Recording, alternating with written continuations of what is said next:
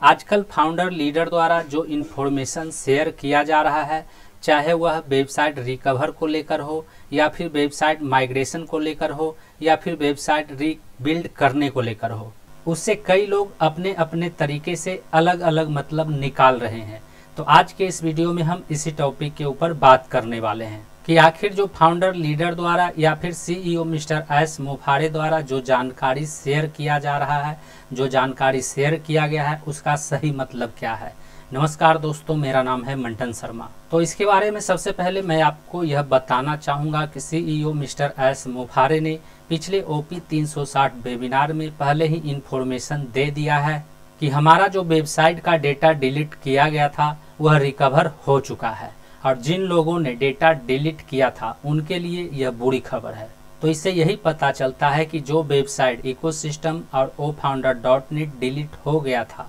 उस वेबसाइट का डेटा को वापस लाया जा सकता है, लेकिन जो वेबसाइट का टेम्पलेट यानी थीम डिलीट हो चुका है उसे रीबिल्ड किया जा सकता है, यानी उसे दोबारा से बनाया जा सकता है। और अभी ऑनपैसिव के टेक्निकल टीम द्वारा यही किया जा रहा है। इकोसिस्टम वेब पोर्टल और ofounder.net वेब पोर्टल को रीबिल्ड किया जा रहा है, यानी इन दोनों वेबसाइट को दोबारा से बनाया जा रहा है। वहीं वेबसाइट कंप्लीट हो जाने के बाद उस वेबसाइट में फाउंडर्स और यूजर के डेटा को अपलोड किया जाएगा, और वेबसाइट में फाउंडर्स और यूजर का डेटा अपलोड होने के बाद कुछ फाउंडर लीडर द्वारा उसे लॉगिन करके या फिर टेक्निकल टीम द्वारा उसे लॉगिन करके चेक किया जाएगा। और लॉगिन करने के बाद यदि इकोसिस्टम वेब पोर्टल और ofounder.net वेब पोर्टल आसानी से ओपन हो जाता है तो फिर उसे पब्लिश कर दिया जाएगा,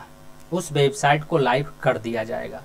अब यहाँ पर समझने वाली बात यह है कि कुछ लोग इसे इस तरह से देख रहे हैं कि अभी तक ऑनपैसिव में रिकवर का ही काम चालू है, लेकिन यहाँ पर समझना यह है कि मार्टिन डॉन डिगामो द्वारा पोस्ट के जरिए जो इन्फॉर्मेशन शेयर किया गया था उसमें यही लिखा हुआ था कि हमारा डेटा 100% रिकवर हो गया है, और जो डेटा रिकवर हुआ है वह पूरी तरह से सुरक्षित है, और अब नया वेबसाइट बिल्ड करने की तैयारी किया जा रहा है। तो इसका यही मतलब है कि हमने पहले जो ofounder.net और इकोसिस्टम का इंटरफेस देखा था, नया इकोसिस्टम या फिर ofounder.net तैयार होने के बाद उसका इंटरफेस पहले जैसा नहीं रहेगा, क्योंकि पहले जो इकोसिस्टम बनाया गया था और उस इकोसिस्टम में यूजर के लिए जो भी ऑप्शन था उस ऑप्शंस और फीचर को और भी एडवांस बनाया जाएगा, क्योंकि समय के साथ साथ बदलाव होते रहता है। यानी कुल मिलाकर हम यह कह सकते हैं कि पुराने इकोसिस्टम से